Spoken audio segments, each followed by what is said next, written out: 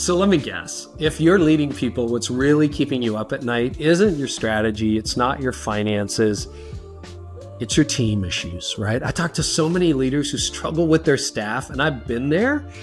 Maybe you got this super nice person on your team. Everybody loves her, but she just can't seem to deliver results when it matters. Or you've got a chronically late 20-year-old something who always has some elaborate story about why he can't get there on time. Or you've inherited a veteran leader who was great a decade ago, but now he seems like he's just going to coast. And he'd rather collect a paycheck than contribute. And then there's the person who needs to be pushed, right? Every time you're like, you got to get this done, you got to get this done. They don't get it done. Otherwise, if you don't push them, they don't do much. Or I got one more scenario for you. See if you can relate. Maybe you're dealing with that longtime staffer everybody adores, but they just cannot keep up with where we're at. They're like, AI, what is that? They don't know, right? If you're nodding along right now, stick around. I'm going to break down why A players matter so much, how to spot them, and most importantly, how to build a culture that attracts and keeps them.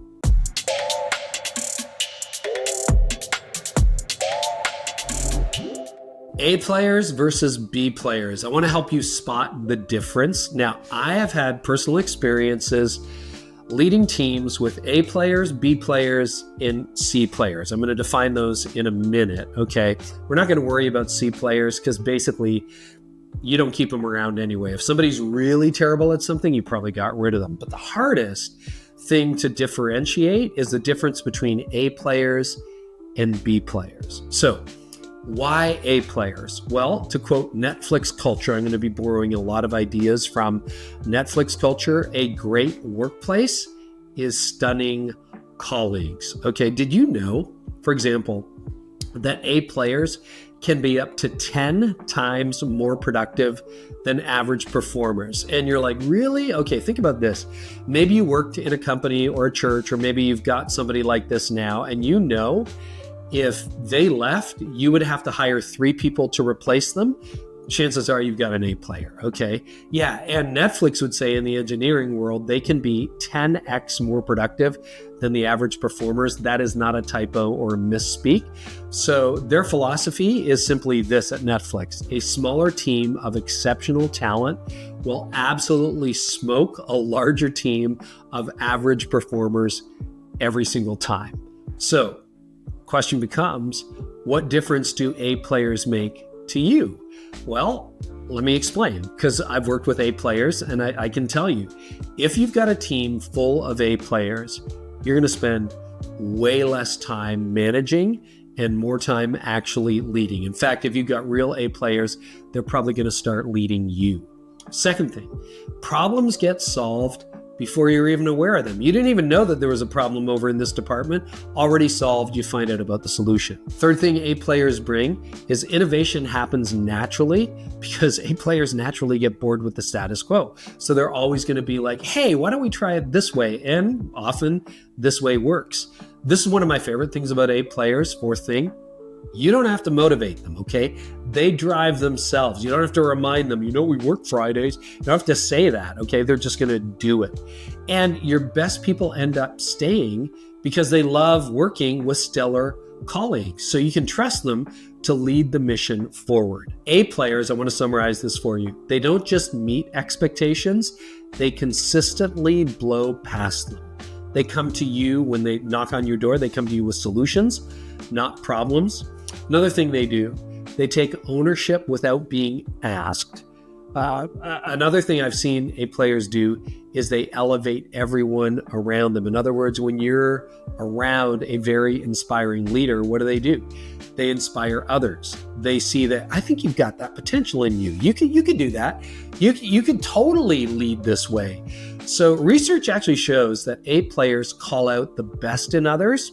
You know what B players do? They can bring out the worst because you got someone who's always gossiping or always complaining. And then, you know what, if I'm around gossipy people, it is easier for me to gossip, even though I hate gossip. If I have people who are kind of dragging their knuckles and leaving early, it's easier for me to do that, or I just get really frustrated, right? A players are always growing and learning. And here's another cool fact about A players. Are you getting the picture now? because I think you're starting to understand what characterizes an A player. They actually get energized by obstacles. If you give them a problem, they're like, okay, I'm on that. I'm going to research that. This is cool. Let's solve this. The other thing I love about them is they come to you and they ask for feedback because they are obsessed with getting better. I love it when a team member, and I've had this before, comes up to me and says, I've been here for 30 days. How am I doing? All right. And then give them feedback. A lot of other people, if you have a C player, they live in fear of reviews. They live in fear of, don't tell me how I'm doing. I don't want to find out I'm messing up. A players are totally different. Now, what about B players? Okay. You're getting a picture for A players, but what are the characteristics and the qualities of B players? Well, they meet the requirements, but they rarely exceed them. It's like, no, you're doing a good job. And that's it. Often they'll need instructions to complete the task. Sorry, what did you mean by this? And listen, even A players need qualifications sometimes, but on the regular, they're going to need detailed instructions to complete the task. Often they need to be told what to do next. They don't have the initiative. So their work is, quote, finished. And then they're like, you got anything else for me to do? An A player will never do that. And if they're bored, they'll come in and say, I ran out of things to do. So I did this, that, and this other thing, and I fixed this. Now what else you got? All right. So B players are just like, no, I'll just, scroll Instagram. I'll wait to be told what to do next. B players are comfortable with the status quo. They don't really like a lot of change. They're a little bit nervous about it. They also tend to have excuses when things don't work out. They'll say things like, oh, that's not my job, or it wasn't my fault. I was waiting for a report from someone else. Or they might tell you, we've always done it this way.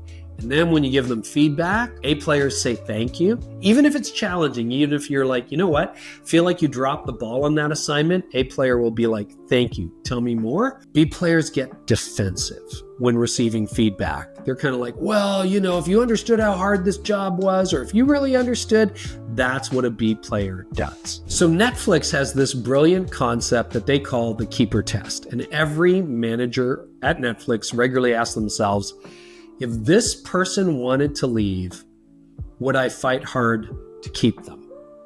That is a really interesting question, right? Because if the answer is like, yeah, I'm not going to fight that hard, then here's what Netflix does that most people would never do, but it's so amazing. If the answer is, no, I'm not really going to fight that hard, most of us leave it and go, well, maybe they'll resign, maybe they won't, right? You know what Netflix does? Because for most of us, right, if we say, oh, no, I wouldn't fight that hard, but they're not resigning and I'm not going to fire them, we'll just we'll just let them coast for a little while. Netflix, if the answer is no, you know what they do? They move that person out and replace them with someone better, because a great workplace is stunning colleagues. Now, does that sound harsh? Probably, but here's the thing. Keeping B players doesn't just affect your results, it absolutely crushes the morale of your A players. Your A players, maybe you got one or two on your team, they know exactly who the B players are. And every day you keep those B players around, you're sending a message to your best people that mediocrity is acceptable. So why does this matter? Well, here's the truth. Having even one B player on the team can have a negative impact. Performance is contagious, right? If you keep mediocre people around, your A players will get frustrated. They're probably going to leave. And then you're going to spend more of your time babysitting instead of growing the organization. Everything moves slower because B players need more direction. So your culture starts to accept a good enough standard as the standard you're going to live by. So here's the bottom line. If you're thinking, would I fight hard to keep this person if they told me they were leaving? And the answer is no, you got a B player on your hand. And Netflix would say, time to move them out. Before we get into a few more steps here, I want to tell you about 2 resources in my Art of Leadership Academy that can really help you build a team of A players. Resource number 1 is the top tier volunteer blueprint. You can do this in literally 20 minutes. It's a workshop I've developed to help you get the systems, strategies, and everything you need to find passionate volunteers that will move your mission forward. For those of you who work with volunteers, resource number 2 is something I do every single month. It's a new team training, and I release it so that you and your staff can grow your leadership. Every video is plug and play. We white label it, so if you want to teach it yourself, you can do that. It's got a meeting agenda, discussion guide, and a whole lot more. So the way to get your hands on that is to check it out at theartofleadershipacademy.com or click the link in the description of this video.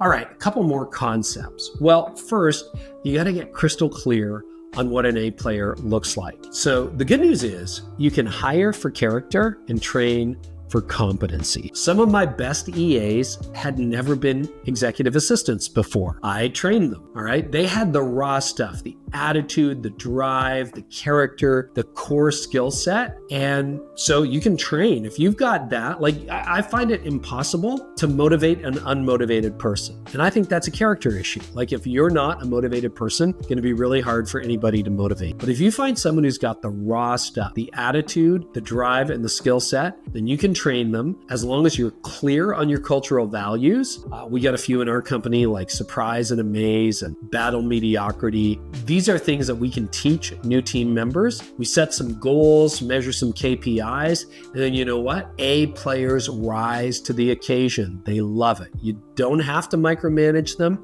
You don't want to, you just encourage, you empower them.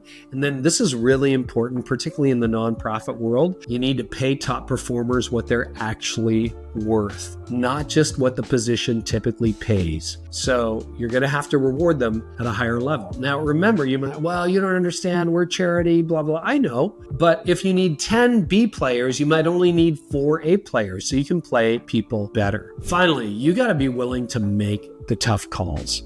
If somebody is not meeting the A player standard, here's what you need to do. Set clear timelines for improvement, and if they can't or won't step up, move them out. Respectfully, with their dignity, you do that. The way Netflix phrases it is average performance gets you a generous severance package. I know that's horrifying to some people, but you know what? You're not kicking them out of the church. They can be part of the church. They can volunteer. It doesn't mean they don't have value or dignity. It just means it wasn't the right fit for the mission and for the moment and for the mandate, and you got to move them out. So here's the question, right? You can keep lying awake at night, showing up to work frustrated, or you can make a change. Can I tell you some of the results that I've had in my company as I paid more attention to this? So as a result, if you got a team of A players, we moved to unlimited time off. You might say, well, that's horrible. Like people will never show up for work. Actually, if you hire the right people, they love their jobs. They love contributing. And most people will take 2, 3, 4 weeks off a year. Great. Awesome. And they cover themselves when they're gone. I don't have to police hours. I don't worry about when people, get up and they log on. I don't have to surveil them. They're self-motivated. When you have A players, they love showing up for the job. We were actually able to move to a 4-day work week a few years ago and produce as much or more as we were in 5. And they love it because now they have a day to run errands, plus a weekend. They come back Monday energized, ready to go. And I even have a team half the size I did a few years ago. And you know what? They're producing the best results we have ever seen in my company. And what's nice for them is you can afford to pay well because you have fewer team members. And when that happens, you can get ready for impact. So remember this, every time you compromise on talent, you're compromising your mission. The organization that wins in the long run aren't the ones with the best strategies or the most resources or the greatest ideas. You know what? They're the ones with the best team, the best people. So maybe as we wrap up, ask yourself the keeper test today. For each person on my team, would I fight to keep them if they resigned? If the answer is no, you know what you need to do.